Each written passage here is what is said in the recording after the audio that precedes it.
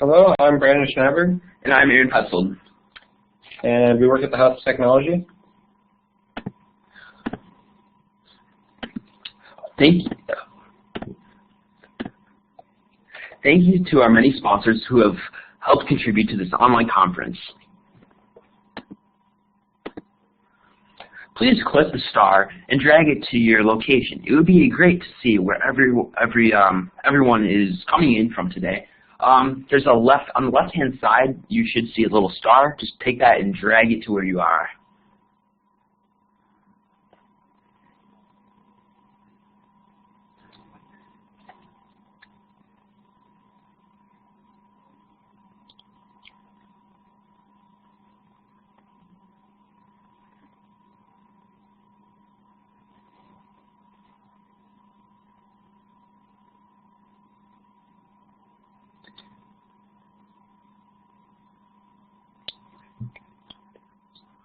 Okay, is everybody ready?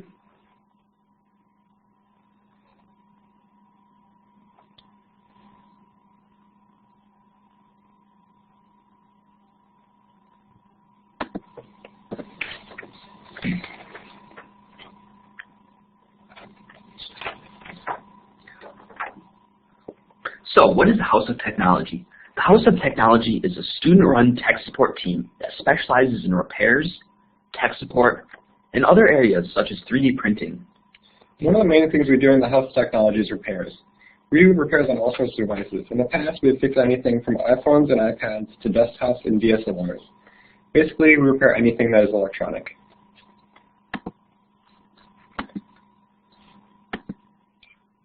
So, one of the main reasons that we do repairs is to generate revenue for our program. We use this revenue to buy tools and necessary supplies, as well as to fund some of our more interesting projects, such as building a 3D printer.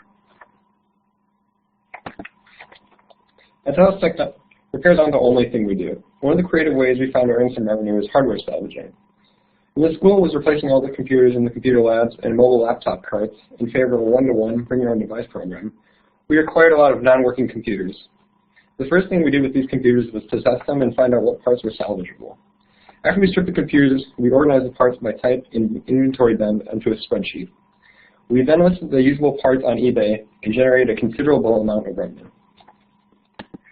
When you do a lot of repairs, as we do, relationships with the vendors are very important. At the start of the program, some of the replacement parts were hit or miss, and we ended up having to replace parts multiple times. This is why it was so important to find somewhere with good prices and quality products. One of the vendors we have a good relationship with is eTech Parts. eTech has some amazing dealer prices and very high quality products. They are our main part supplier as they carry a very wide range of products. However, they don't have every single part that we need, so we need to source some more uncommon parts from places like Amazon and eBay.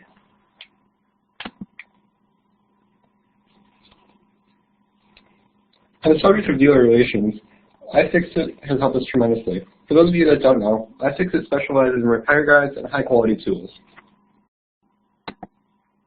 Because of a promotion last year, we were able to get a couple of 54-bit driver kits that really helped us out in the repairs. Without these special bits, we would not be able to do most repairs that require security screw removal.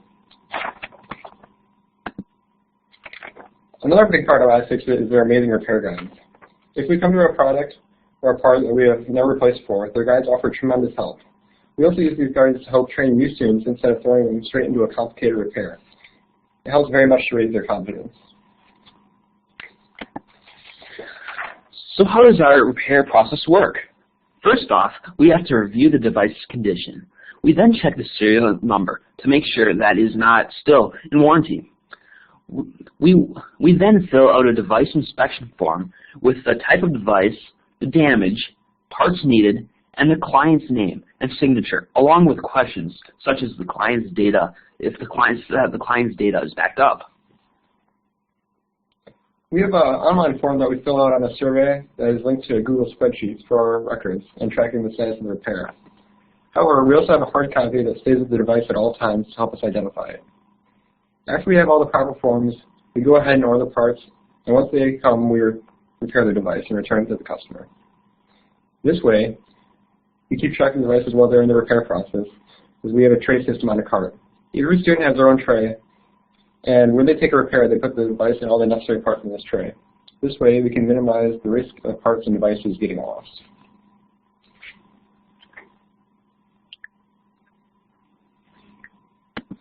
All right, so coming up next, we have a video. All right. So we're going to play it now. We're going to set that up just 1 second. It's a time lapse, so this is not in real time. This goes much faster than it really takes us.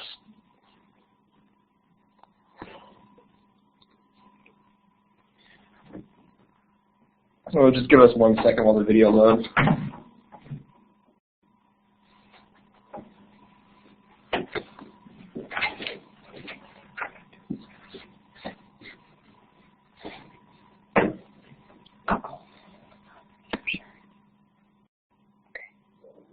Is this where you are? Okay, did you share this? It's not playing.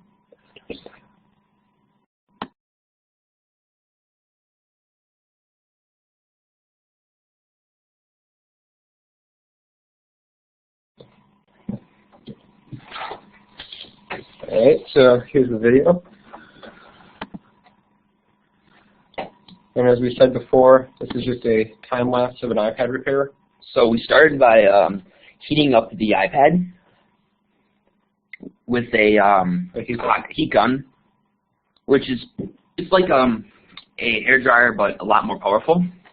We use this to help melt the glue because it's heat-activated glue on the iPad. And as you can see, Aaron here is placing some spudgers underneath to help lift the glass.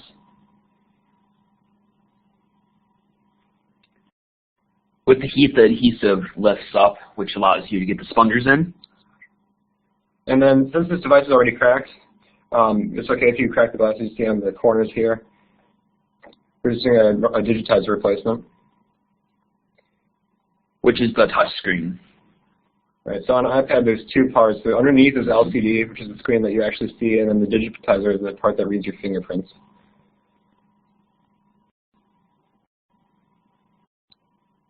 And it does take a while to get the digitizer off, as you see under there.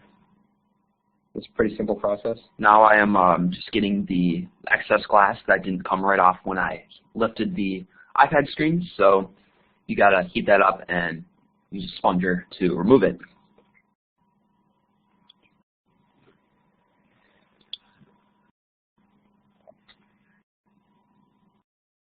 So the next step in the process is taking out the actual LCD and the attached cables to the digitizer.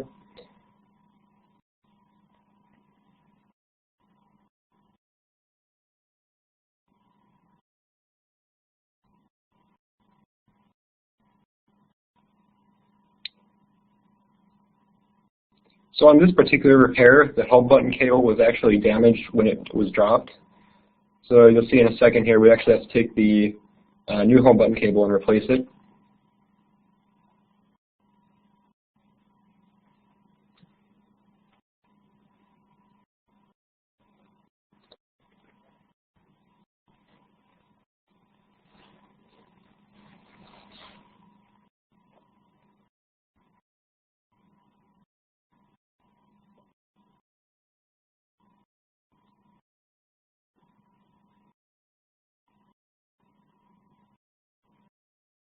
So here's where I had to come in and help with the home button cable replacement.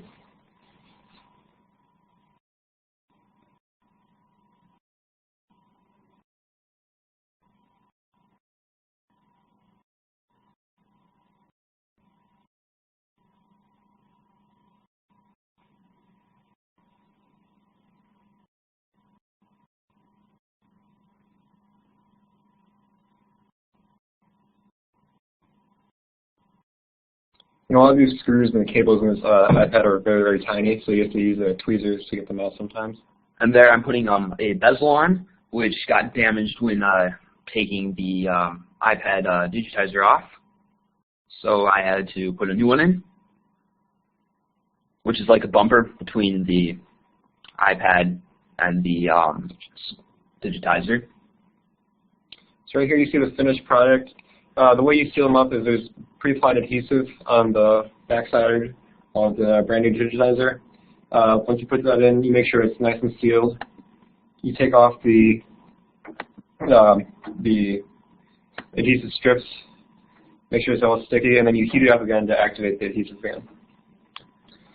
All right.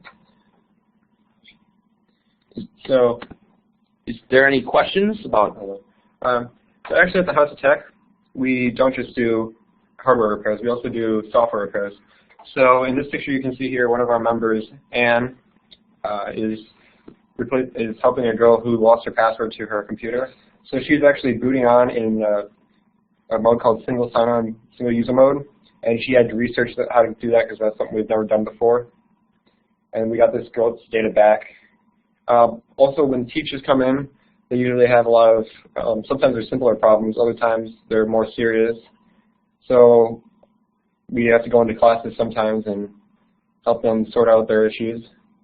A lot of the issues we face with the teachers is network connectivity problems or helping them trying to figure out how to play a video or things like that. All right, now we can move on. Does anybody have any questions? Just post them in the chat box.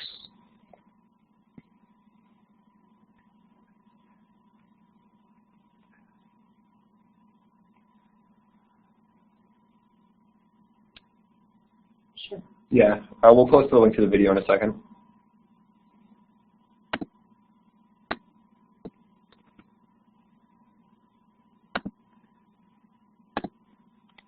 Okay, there the link is.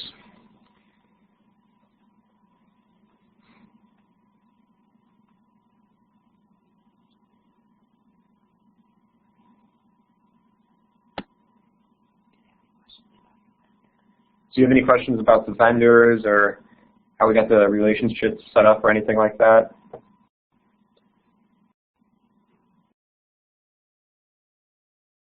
Okay, we understand that.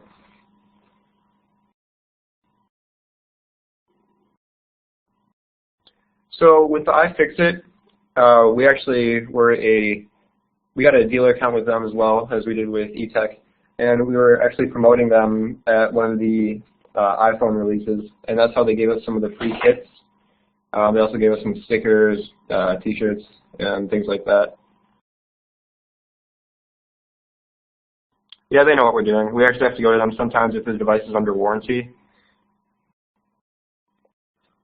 For the vendors, choosing the best vendors, we've tried a few vendors, and just in general, the quality of the parts that eTech provides are the best quality. They don't break very easily when we're sealing the iPads back up, and they're reasonable priced. All right.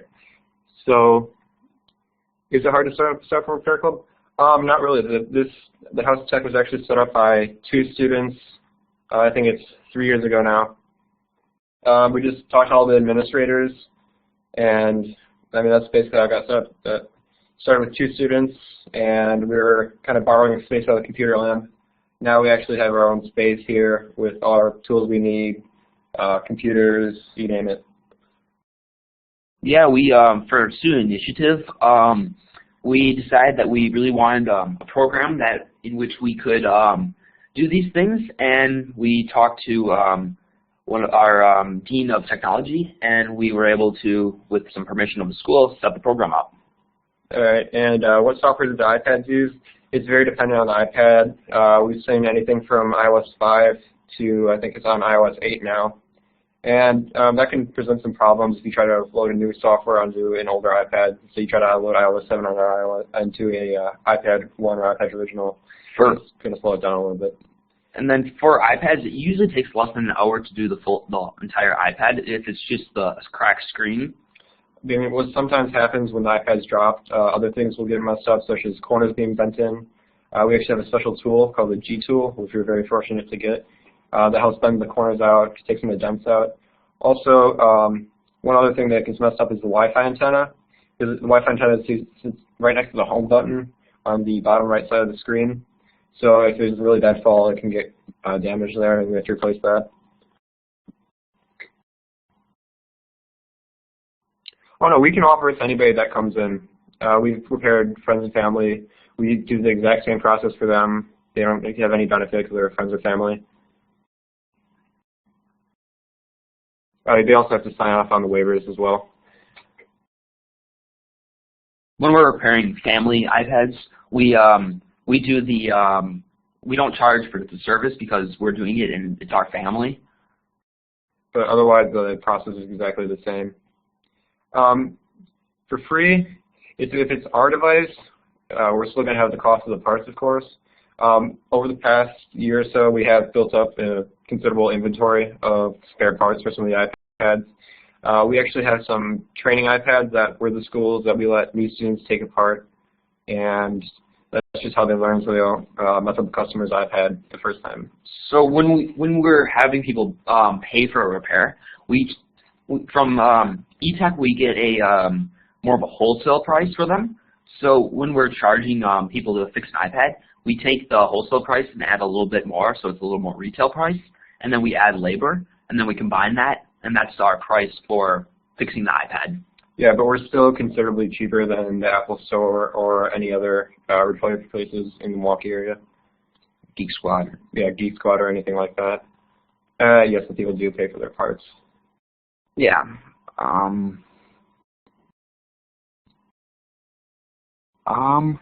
Every grade, I think it's starting in 1st grade to 5th grade, has iPads, or 6th grade has iPads. And then our 7th and 8th graders are given MacBook Pros. And in high school, students are allowed to use whatever any laptop they want, Windows or PC, or Windows or Mac.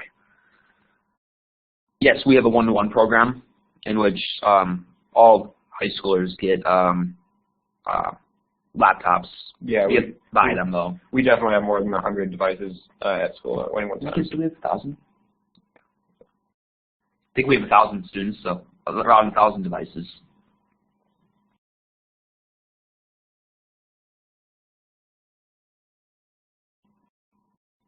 In high school, you're allowed to pick if you want a PC or Mac. I personally prefer Windows. Some people prefer Apple. It just doesn't really matter that much. Yeah, all the applications we have can run on both PCs and Macs. There's disadvantages and advantages with both systems, but in high school, you're allowed to choose whatever you want.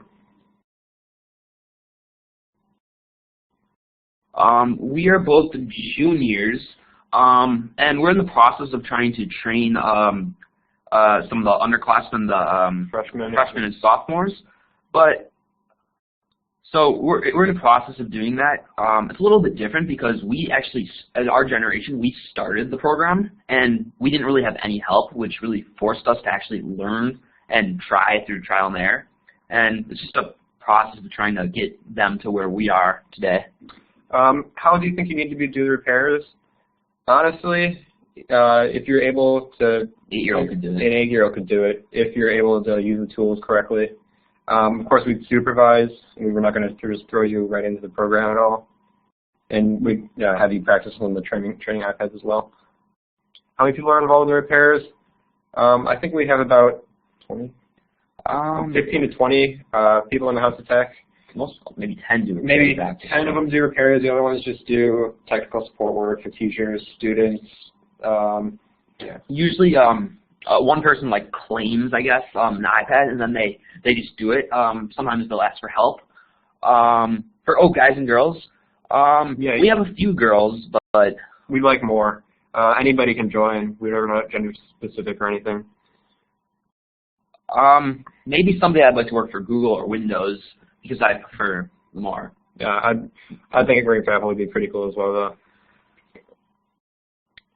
Yeah, it does tend to be masculine oriented. But we accept girls if they want to join. Yeah, it took a little while to get the repairs down. Now with the system we have, the tray system, we actually have, I guess you could call it kind of like a Do you want to explain the tray system? Yeah, so each student that does repairs has their own number for a tray. And then when the form gets submitted on Google Forms and it goes into the spreadsheet, you put your tray number, your name, the price, the client's name, what parts you need, and the diagnosis. And then the iPad always has to stay on the tray unless you're working on it, and all your parts stay there. We do this because so things don't get lost. It's really easy to keep track of the iPads now. Before when we were first starting, we just kind of had them everywhere, like a shelf everywhere. Yeah, but this makes it super efficient now. No, actually at the school we have a thing called the Common Trust, which is like a kind of honor code. So we've never had any issues with personal data or anything. If it's confidential data, such as grades or anything, we have the administrators, Ms. Luzik and Ms. McCain, do that stuff. And also the teachers, when we're helping teachers with iPads, we just have trust amongst each other. They trust us, we trust them, and everything works out well.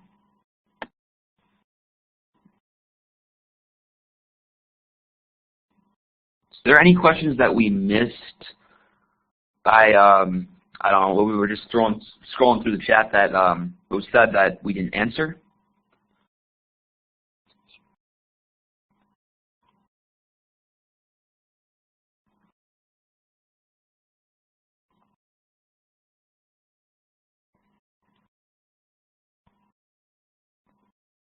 Okay. Okay. Oh no, we don't get paid at all. It'd be nice if we did, but we don't. We just do it out of our own time.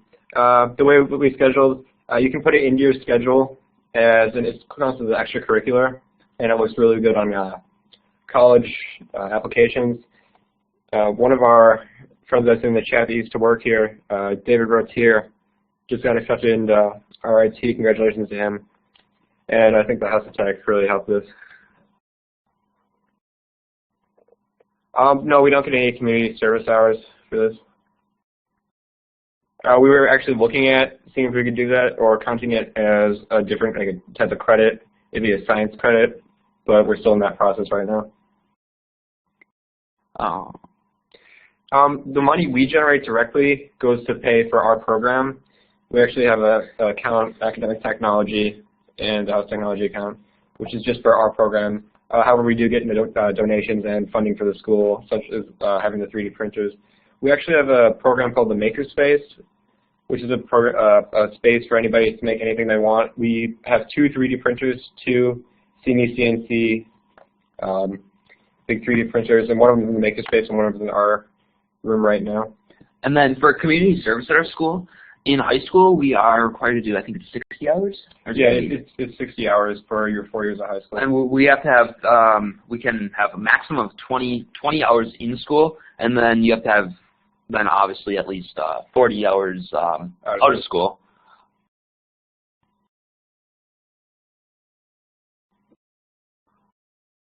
And then going back to the point on some of the literary kids, trying to train them up, there's actually, they have another space, kind of like the Makerspace in the middle school, where they get to, they don't necessarily do repairs, but they get to play around with their own 3D printer there too.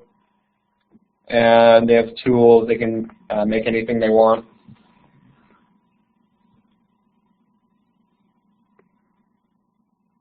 And then David, is it?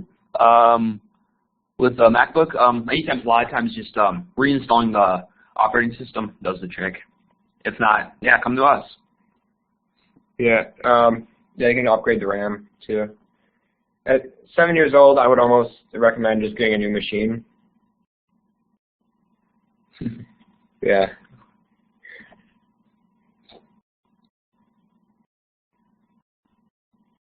I mean, to just extend the life, I'm guessing you probably have about 4 gigs of RAM in it. You could upgrade to 8 if you want to, or you can just kind of tough it out for the next however long it takes you. My machine right now is actually 5.5 years old, and I'm looking at getting a new replacement in the next few months.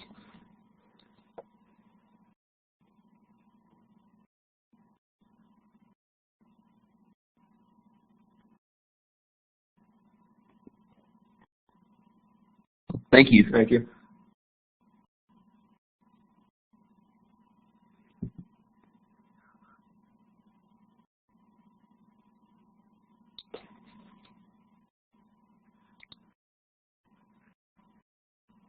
Some of the new PCs are actually getting better than the ones that were 3-4 years ago. I highly recommend XPSs, and the Microsoft Surface is also a really good alternative if you're looking for something very mobile. I have a Surface Pro 3, and it's just amazing for me. I've had it for a few weeks, and I love it. If you're going to go with the Mac, it depends on how portable you want it. The new Retina ones are nice, however, they're not very user upgradable. If you're looking for a desktop solution, iMac, top of the line for Macs. Otherwise, if you want to build your own, you can build your own desktop PC, as me and Aaron have, as Aaron and I have, and that's a great deal of fun. And it's actually not too hard. It's kind of like adult Legos, as I like to describe it. Yes, I have a Surface, as I said, and you can get the keyboard. So it's like a tablet, but it runs just like a laptop. I used to have a MacBook Pro, and it runs just as good as my MacBook Pro, if not better. Love it. And you gotta, for the Surface, it's more of a personal preference too. It's a great machine. So I just like the form factor of a normal laptop. So what I'm actually going to go with is Dell just came out with the new XPS 13. It's probably the build quality of the Macs. It's carbon fiber base, CNC aluminum. I think it comes stock with 8 gigs of RAM and i5, but you can upgrade it however much you want. Does the what? Does the Mac break faster than a PC? It really depends. At USM, we have a lot more Macs here. We don't see as many PCs. Well, part of that is because not as many kids have the PCs as well. Right. So, I mean, it really depends. They're about the same, unless they're very, very old.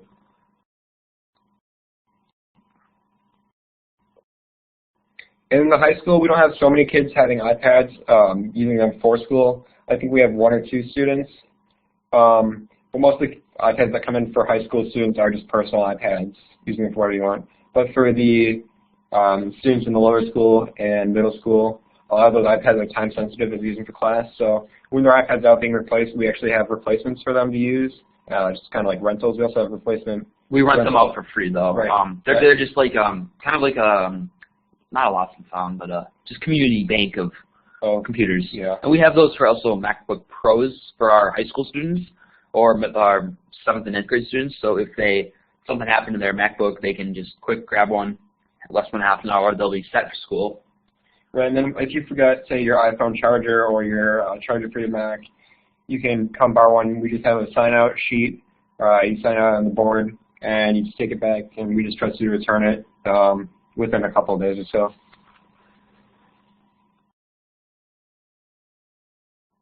Yeah, and if you like the Mac operating system, you can do a boot in boot camp. That's also a really good option if you don't want to fully commit to PC yet. There's also other parallel programs. Right, there's also a program actually called Parallels. VMware Fusion is pretty good as well. Yes, we have a Facebook page, right? Yeah. Oh yeah, most of the teachers are very, very comfortable with Google Docs. They don't so much use Facebook pages as they do. We have a website called MyUSM, but a lot of the students for our groups and our sports activities, and even for the House of Tech, we have a Facebook page that we post important information on. Then for Google Docs and Google, each student at our school is given a Google Drive. We get an email of 30 gigs, I believe, gigabytes, and we have email. We use Docs, presentations. We use Google Docs for school and classwork to kind of collaborate online a lot, which is really cool. And what a lot of the teachers do is they also use the program for papers called Turn It In, so you can submit your paper there. And actually a lot of things for homework assignments, we have shared folders with our teachers, so you can just drag the document that you have. You can upload it from Word or fully edit into Google Docs.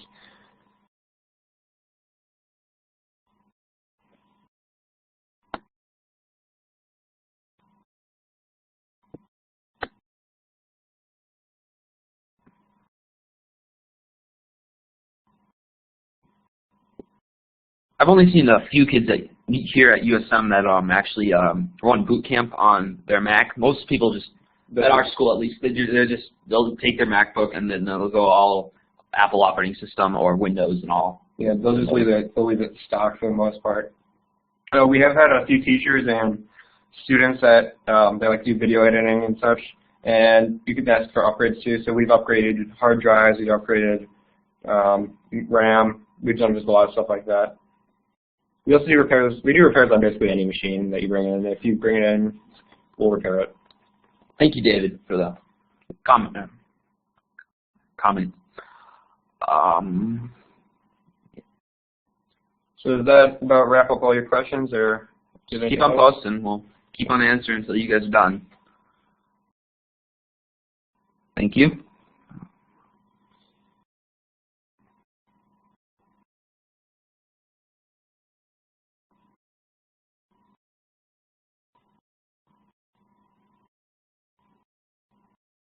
All right. Okay, we're done, guys. Thank you for Thank you so much for coming. thank you for coming and watching and supporting us.